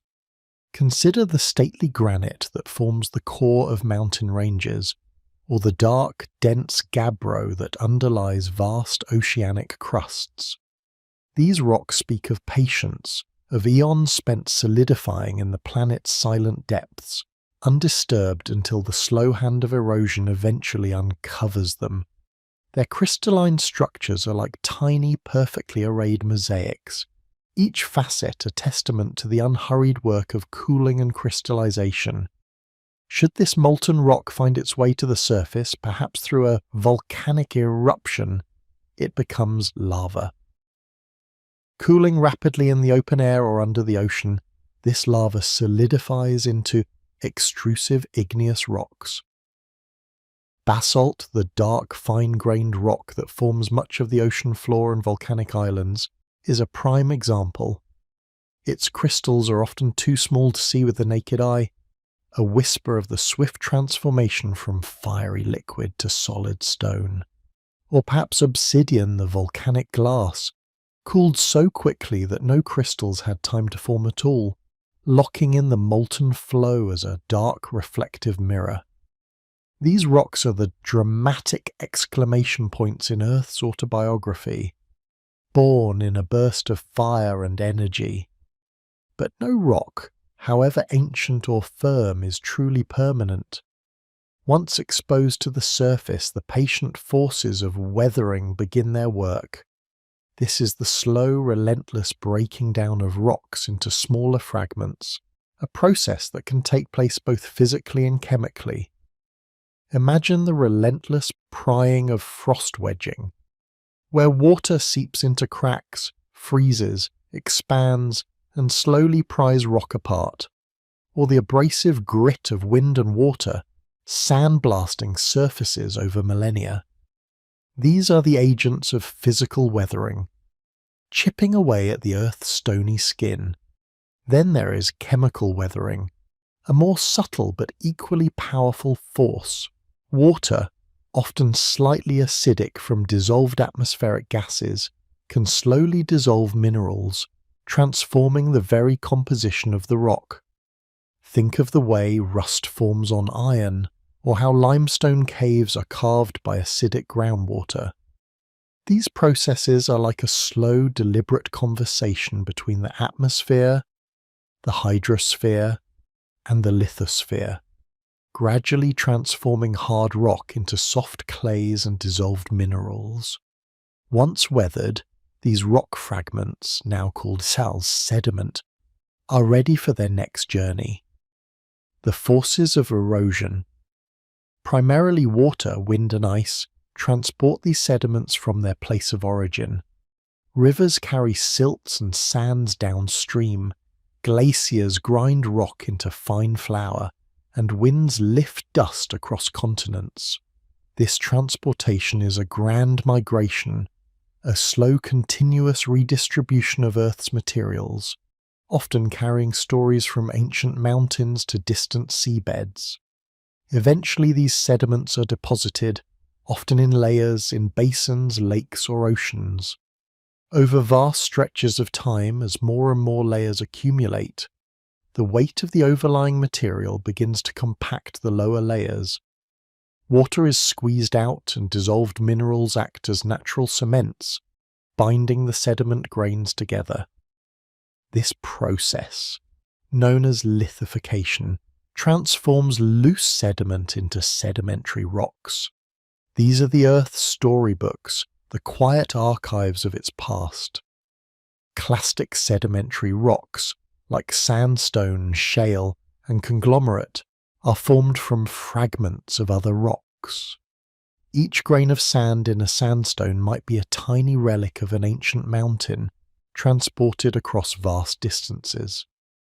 Chemical sedimentary rocks, such as limestone or rock sea salt, form from minerals precipitated out of water. They tell tales of ancient seas, evaporating lakes, and the delicate balance of dissolved elements. And then there are organic sedimentary rocks, like coal, formed from the accumulated remains of ancient plants, whispering of lush, primeval forests. When you look at a layered cliff of sedimentary rock, you are gazing upon pages of deep time.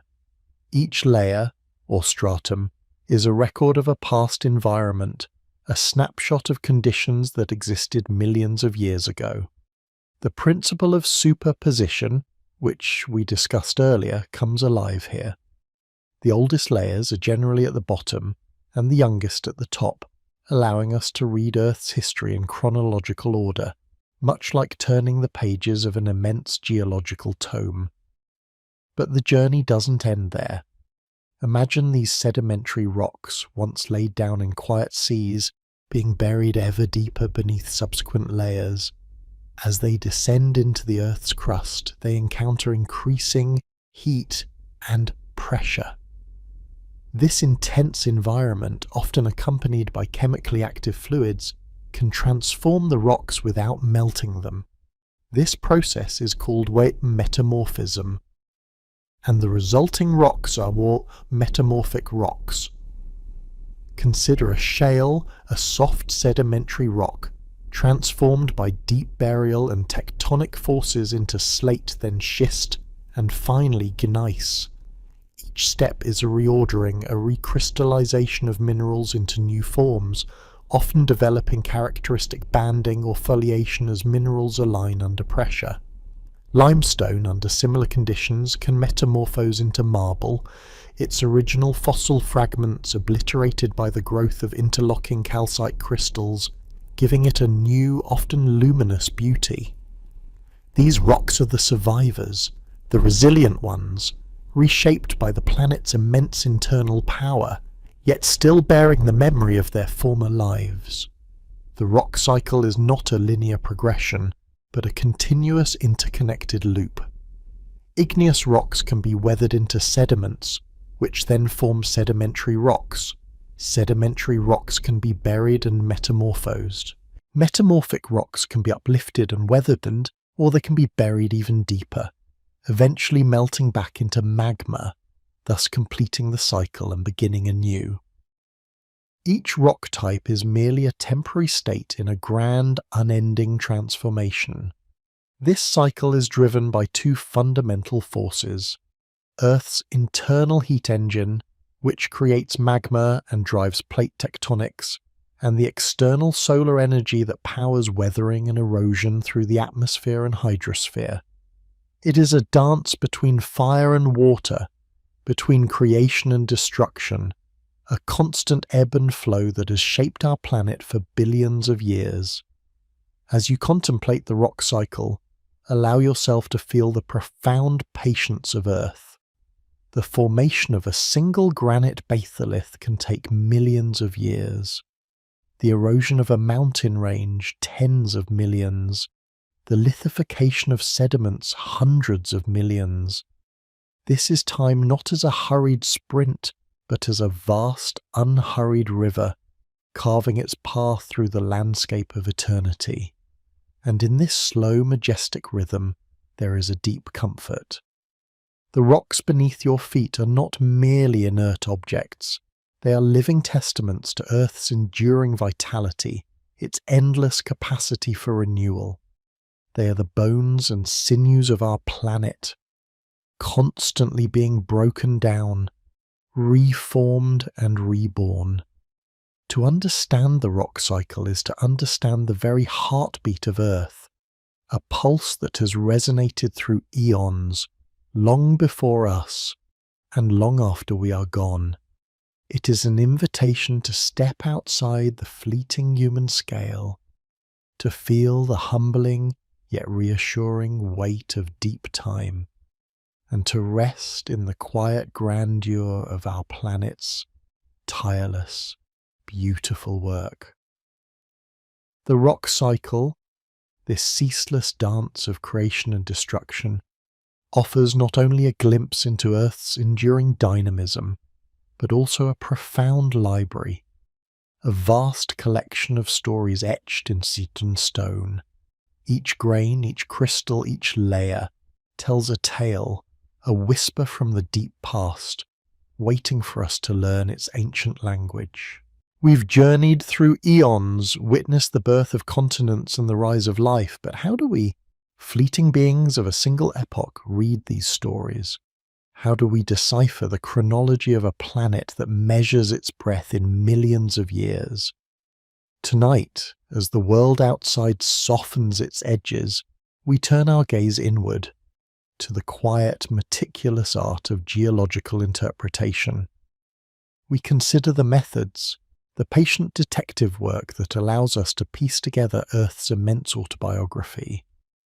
It is a narrative that rewards quiet contemplation, a puzzle built not with hurried haste, but with the steady, unhurried hand of geological time itself.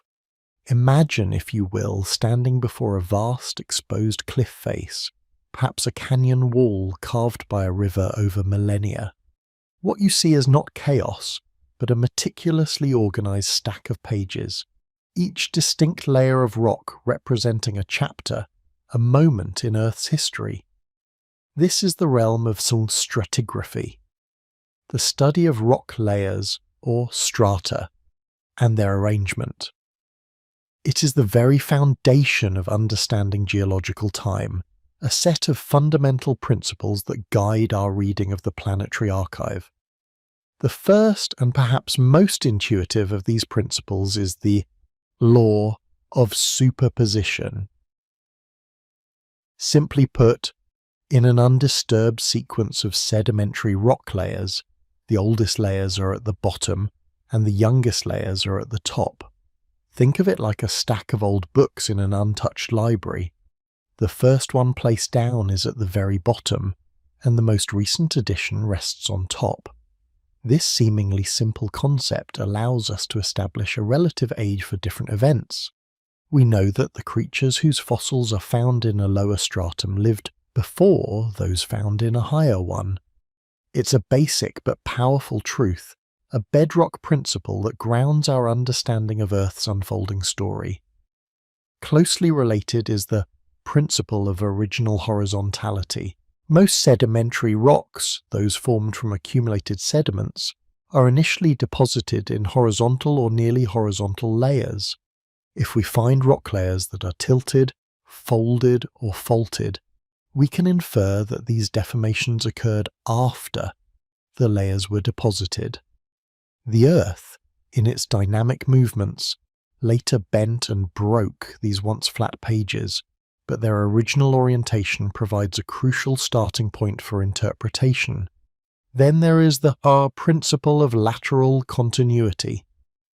This tells us that sedimentary layers extend laterally in all directions until they thin out at the edge of their basin of deposition or until they encounter a barrier. So if you see the same distinctive rock layer on opposite sides of a valley or a canyon, it's highly probable that they were once continuous, later separated by erosion. The river simply carved through the middle, revealing a continuous page of Earth's history. As we delve deeper into this geological detective work, we encounter the principle of cross-cutting relationships. This principle states that any geological feature that cuts across another feature must be younger than the feature it cuts. If a fault line slices through several rock layers, the fault is younger than all those layers. If an igneous intrusion, a body of molten rock that pushed its way into existing rock, cuts across existing strata, then the intrusion is younger than the rocks it invades. It's like drawing a line across a finished painting. The line must have been added after the painting was complete. Finally, we have the principle of inclusions. If fragments of one rock type are found within another rock type, then the rock containing the inclusions must be younger than the inclusions themselves. Imagine finding pebbles of granite within a layer of sandstone. Those granite pebbles had to exist, had to be eroded and transported before they could be incorporated into the forming sandstone. These principles, taken together, provide a powerful toolkit for understanding the relative sequence of events in Earth's deep past. They allow us to say with confidence that this happened before, building a foundational understanding of Earth's chronology without needing a single numerical date. But to truly grasp the immense scale of deep time, to assign actual ages in millions and billions of years, we need more than just relative sequencing. We need a cosmic clock, a method to measure the passage of time with precision. This brings us to the marvel of radiometric dating. Imagine a tiny, perfectly calibrated hourglass, not filled with sand but with atoms. Within certain minerals, there exist unstable parent isotopes that spontaneously decay or transform into stable daughter isotopes at a constant, predictable rate. This rate is known as the half-life, the time it takes for half of the parent isotopes in a sample to decay into their daughter products. This process is entirely unaffected by external conditions like temperature, pressure, or chemical environment, making it an incredibly reliable internal clock. Consider for a moment a crystal forming deep within a cooling magma chamber. As it solidifies, it incorporates a certain amount of a parent isotope, let's say uranium-238. From that moment on, the uranium-238 begins its slow, steady transformation into lead-206. After 4.5 billion years, its half-life, half of the original uranium-238 will have become lead-206. After another 4.5 billion years, half of the remaining uranium-238 will have decayed, and so on. By carefully measuring the ratio of parent-to-daughter isotopes in a rock sample, geologists can calculate the absolute age of that rock, peering back through the mists of time with astonishing accuracy. We use different isotopic systems for different timescales.